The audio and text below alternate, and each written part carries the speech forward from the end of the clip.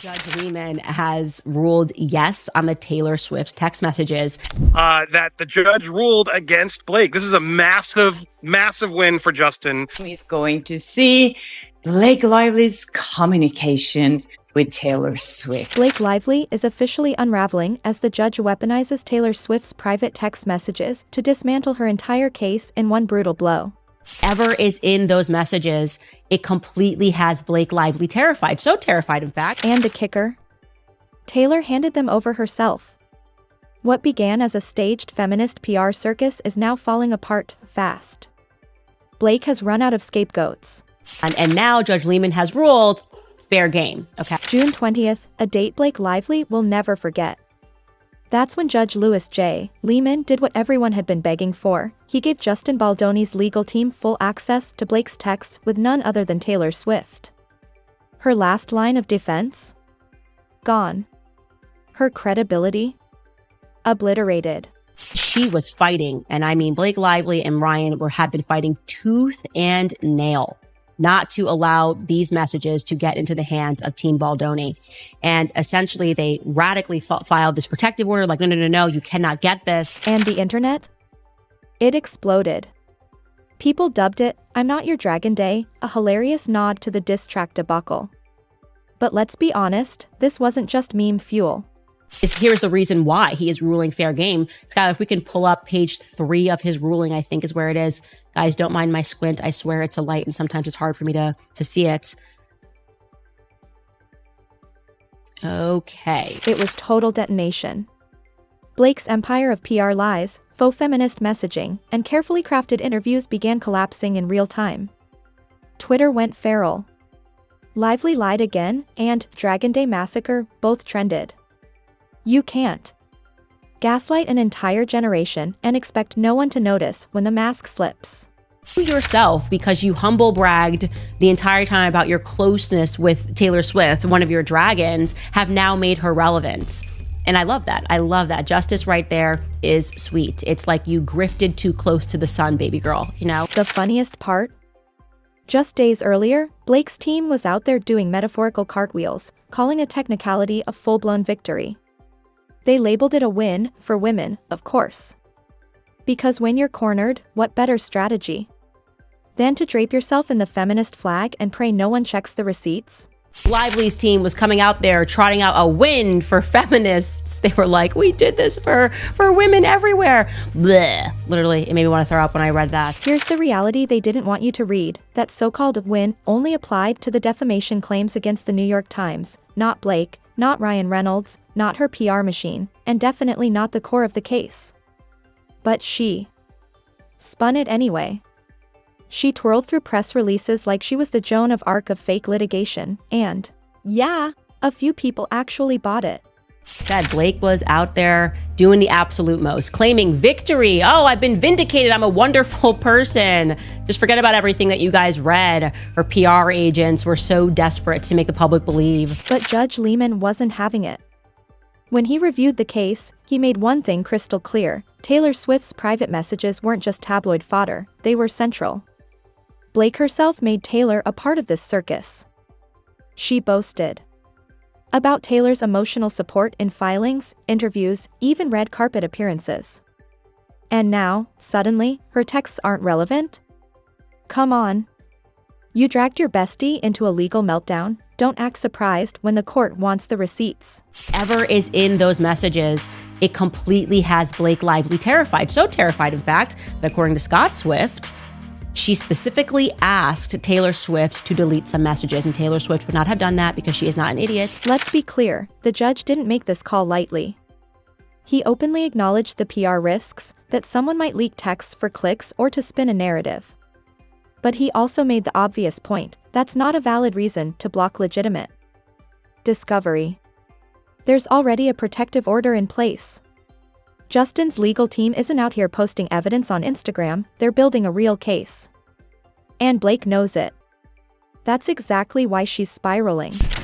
A massive win for Justin Baldoni, as the judge has just ruled on Today, I'm Not Your Dragon Day, that Taylor Swift's texts to Blake Lively are relevant. Baldoni's legal team actually pushed to get those texts before July 1st. Makes total sense. They're drafting an amended complaint, lining up depositions, and need the material early to catch Blake in her contradictions. But the judge didn't grant the rush request, likely to give both sides some breathing room. Still, make no mistake, Blake's breakdown hasn't been avoided, only postponed. She'll have to turn over those messages soon enough, and that looming reality is what's eating her alive. The request for messages with Swift regarding the film and this action are reasonably tailored to discover information that would prove or disprove Lively's harassment and retaliation claims. Legal analysts are already calling this the moment everything could flip. If those texts show that Blake exaggerated, twisted facts, or worse, outright lied about harassment or retaliation, then it's game over. Malice is on the table.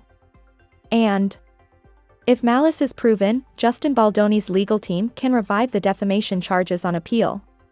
Honestly, they probably should, because everything about this case screams manipulation and manufactured narratives, but it gets even more absurd.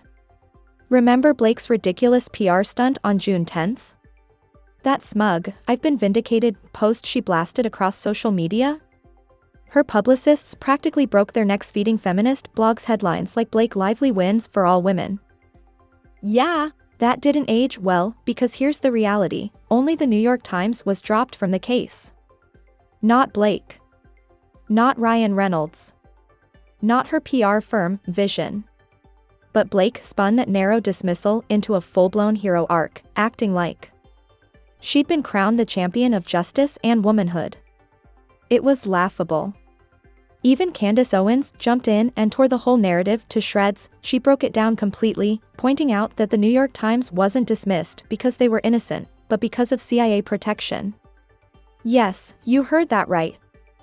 The Times has a long, well-documented history of ties to intelligence agencies, going all the way back to Operation Mockingbird. So this wasn't a moral exoneration, it was classic state-backed immunity. It had nothing to do with Blake's innocence. But that didn't stop her from hitching herself to the outcome like she'd just been handed the Nobel Prize for Truth. That's what I think about this case, is that the Justin Baldoni hit piece originated from the CIA-protected New York Times. So on June 10th, I wasn't shocked when Judge Lehman did what always happens in these matters pertaining to the New York Times/CIA lawsuits. He entirely dismissed the lawsuit against the New York Times, and then he necessarily had to dismiss any of the repeated claims that were in Blake Lively's filings. And guess what? The media's done playing along. Cosmopolitan, Deadline, even Marie Claire came out swinging, calling Blake's so-called victory lap premature and flat-out misleading. Marie Claire, who once treated her like Hollywood royalty, published a scathing piece claiming Taylor Swift is furious, convinced Blake used her for clout. And yes, that infamous dragon message? It leaked. That's the most important thing of all of this, because I hear all the time people say, Justin dragged her into this. No, I think Blake did, and starting with that dragon text. Calling her, little monster. Yep, the one where Blake literally refers to Taylor as her dragon, like some magical protector sent to shield her from all consequences. Who does that? Who weaponizes friendship in legal filings? Blake Lively, that's who. She used feminism as a smokescreen, Taylor Swift as a shield, and PR firms to flood the public with half-truths and victim cosplay. But the mask is slipping, and fast. What's left beneath isn't some feminist icon. It's a bitter, calculating opportunist who thought she could bluff her way through a $400 million lawsuit by playing martyr. And she would not have deleted them. She would have shown them to a lawyer, showed it to a PR, showed it to Daddy Swift, and they would have said, hold on, when somebody is asking you to commit a crime, you don't. And if you still think Blake's got this under control, just wait.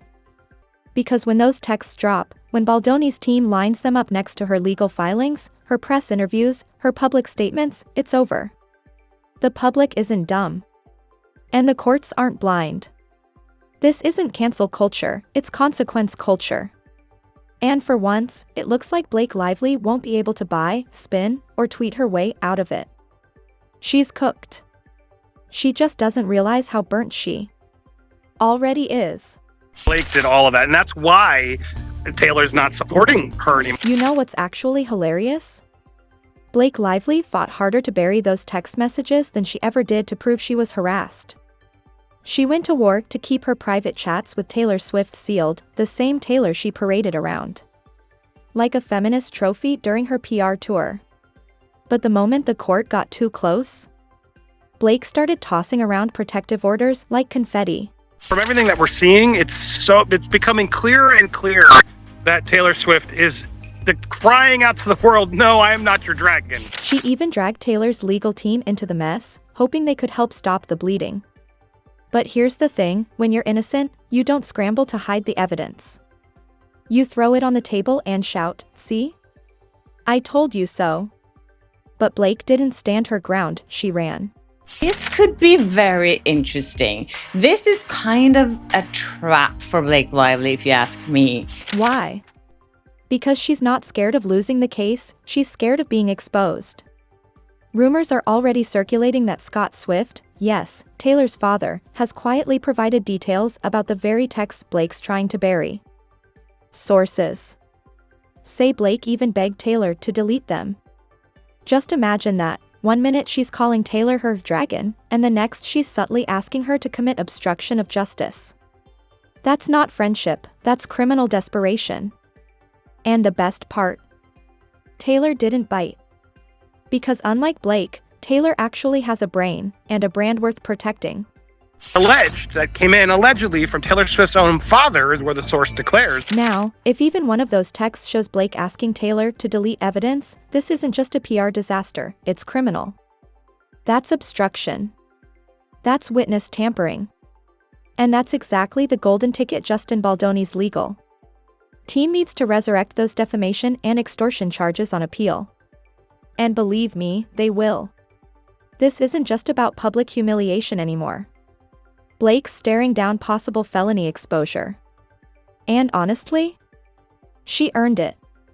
She crafted a harassment narrative like it was a Netflix drama, then acted shocked when people asked for the behind-the-scenes footage.